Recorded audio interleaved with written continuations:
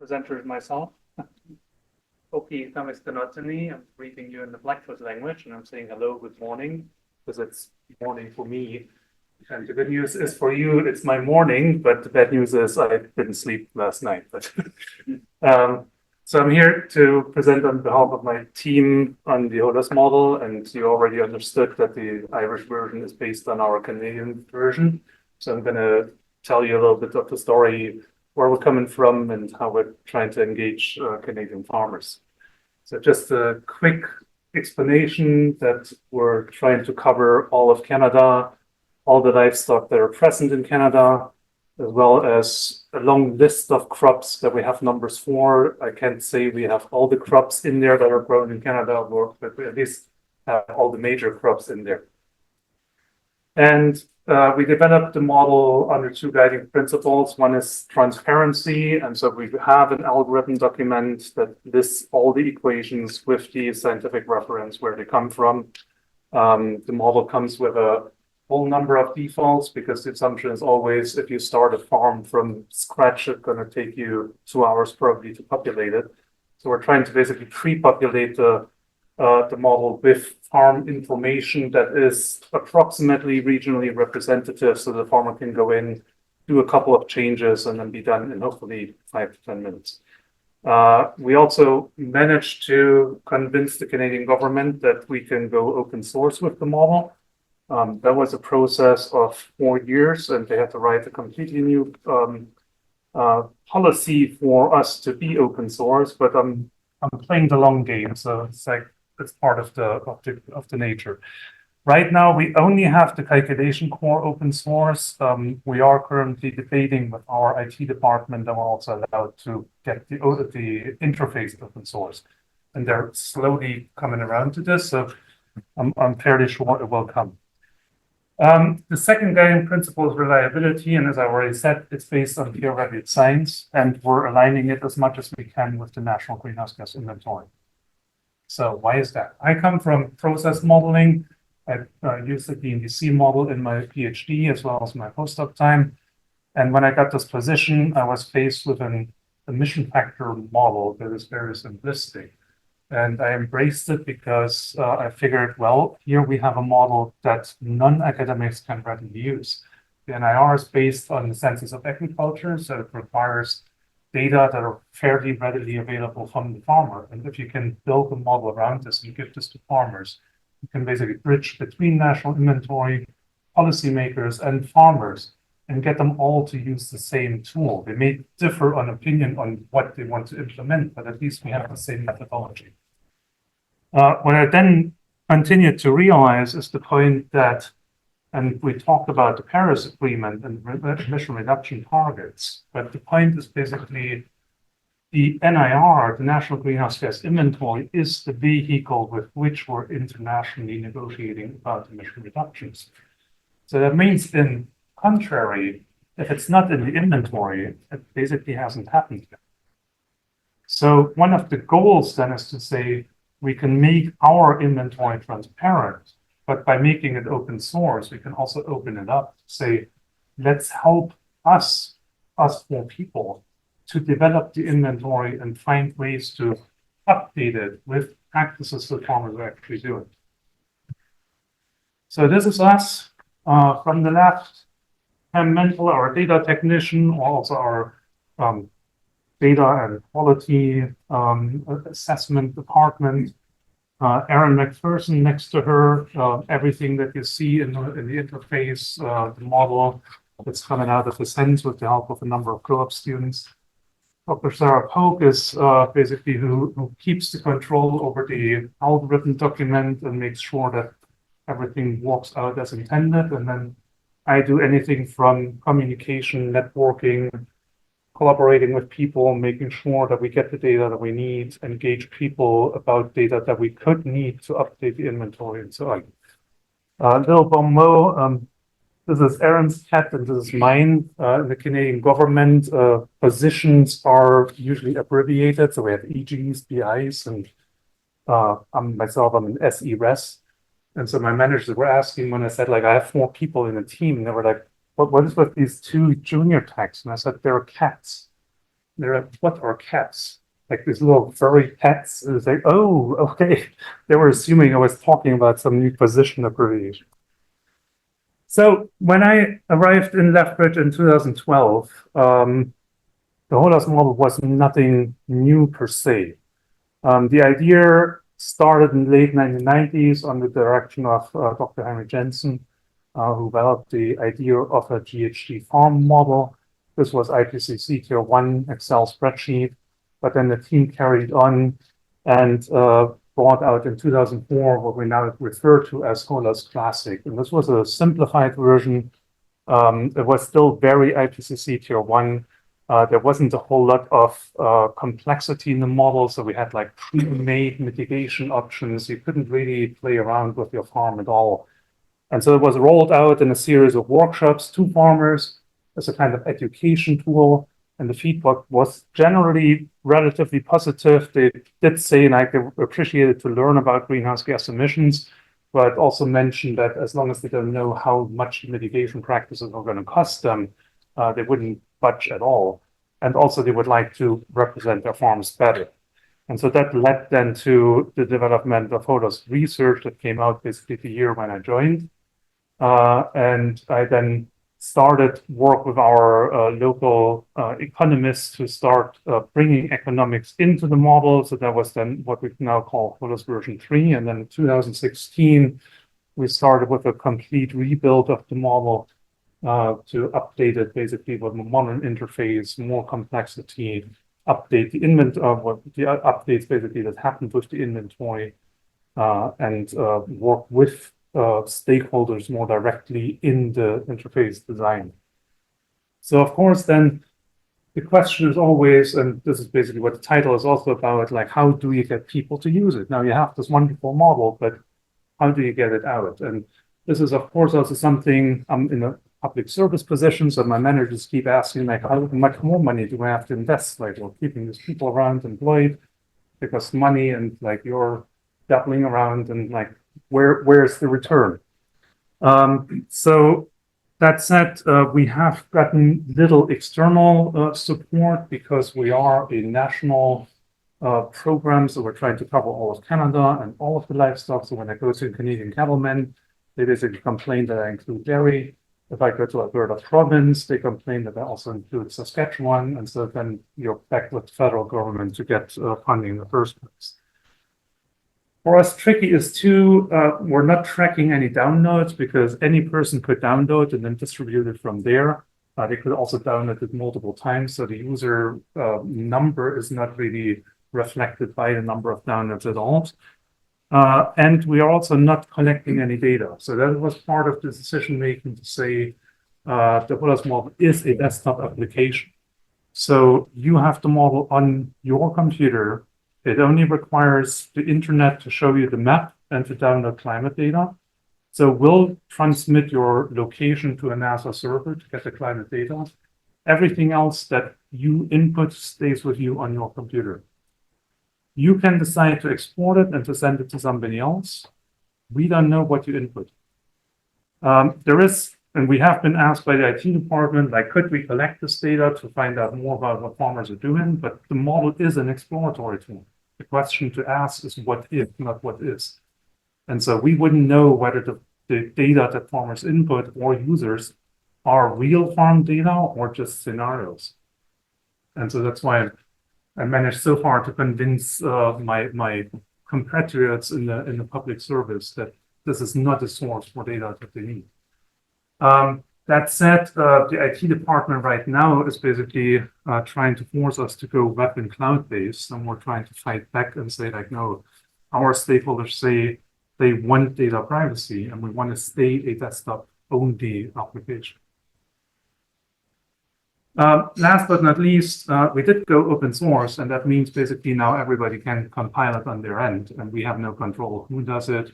You can pull a copy of the source code, you can compile it where you want, you can distribute it the way you want. We don't control this, we don't follow it, so we have no idea. One thing that I told the team was basically that also, if somebody comes to us, complaints are most likely.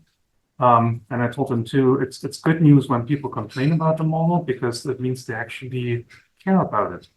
But nobody calls you up and say, hey, you have like this really crazy model. I just want to tell you that. Thanks. Okay, so basically then my idea was, well, let's start and spread the word. And we started the Holos workshop and we started this at our Lethbridge research station with 10 people. And quickly realized that nobody was coming down to Lethbridge just for seeing an update to the model. This was then already 2 years later, so we had decided to move to Calgary, and we got a bit slightly bigger audience, but really the Holos model alone wasn't the driver. So the idea was then to say, let's broaden this up and make this meeting about sustainability in Canadian agriculture. And so we came as researchers, as academics, to basically use this and piggyback on this event to promote the Holos model. But really, we invited farmers, policymakers, academics to contribute what they understood what sustainability is. And of course, in those years, greenhouse gases didn't feature high on the ranking. But it was still a good meeting, and people told us like they came back to the meetings because here the cattlemen would meet the dairies, because the cattlemen would usually just go to the beef people and just meet the beef people. In our meeting, they could meet the canola people and the wheat people. So we got an industry communication going on and connected people with each other that were concerned about sustainability and soil health, soil erosion. Sometimes also greenhouse gas emissions played a role. So kind of we managed through that to get a little bit of a household name. Then the pandemic forced us to go online, and that's where we've been since. It's still free. It is nowadays a 3-day event. We try to do every day a panel of, again, producer or farmer, policymaker, academic, to get this conversation going in a different perspective. We had last year our first full-blown Indigenous panel as well. So we're trying to be kind of still kind of a knowledge transfer and bringing in different perspectives. The number of attendees has grown. We still have probably issues attracting farmers to this type of event. We've also figured if we're virtual, it's much easier for them to attend than if we forced them or asked them to come for 3 days to Calgary in mid-March when calving season is. Like, it's not gonna really work.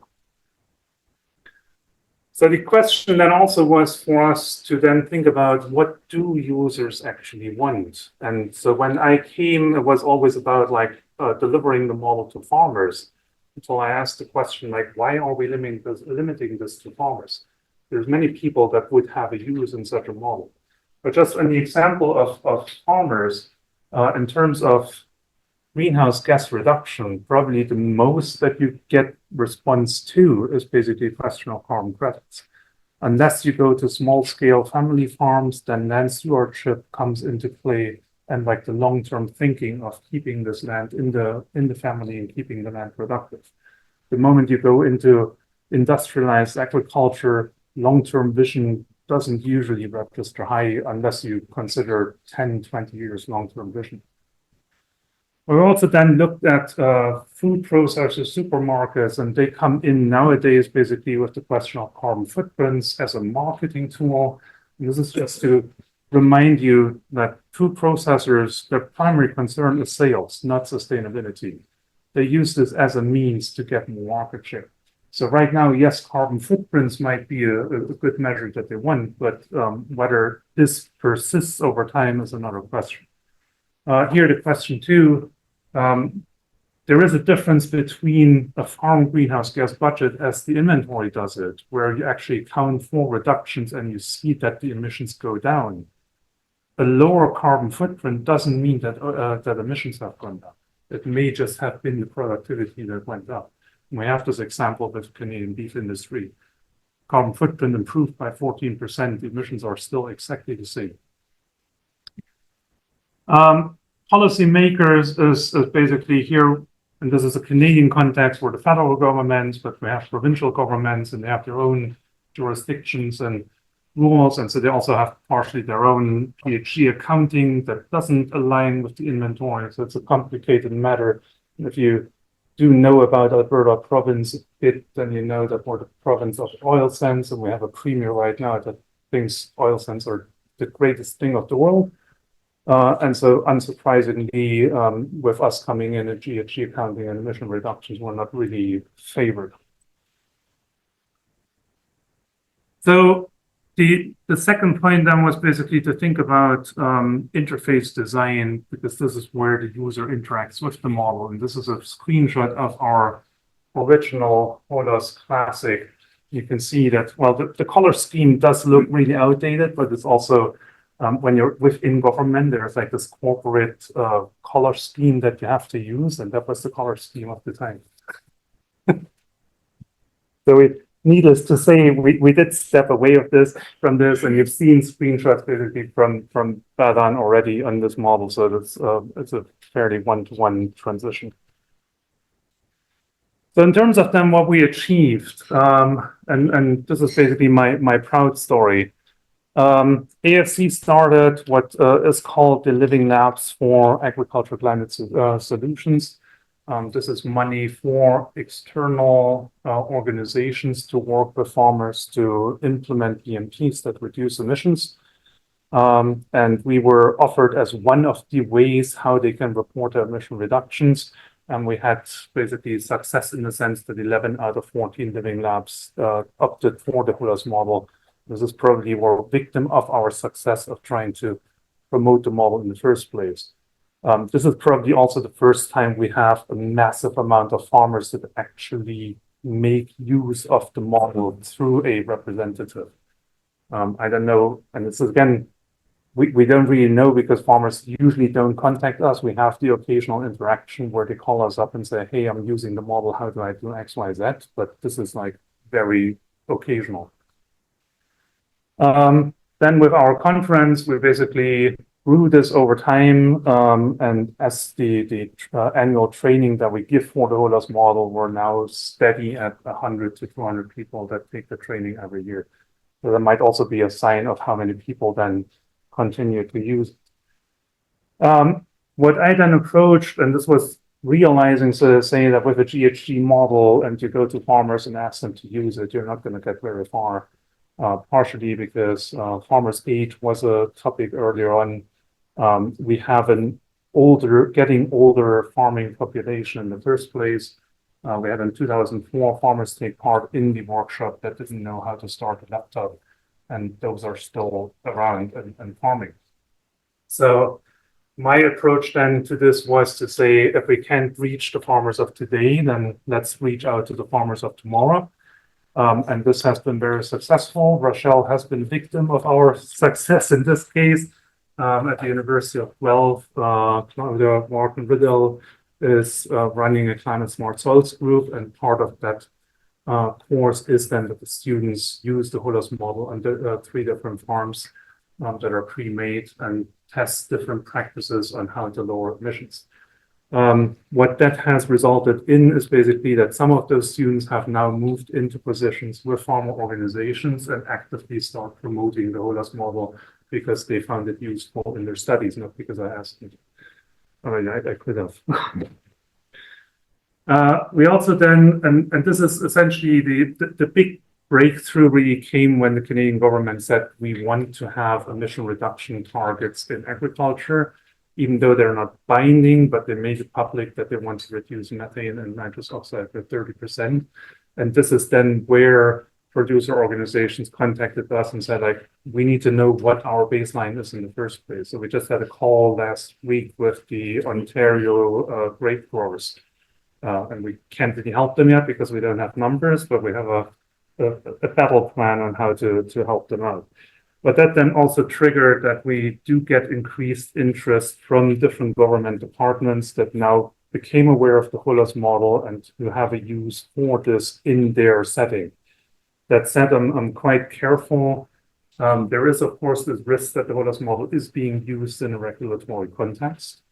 And I am quite painfully aware of what happened to the New Zealand overseer model that got buried after it got utilized in regulation. So I'm trying to stay kind of away from that and say, we do the open source development of the model, and if any government agency wants to come and utilize the model, it's on them to do it, and they have to deal with the uncertainty.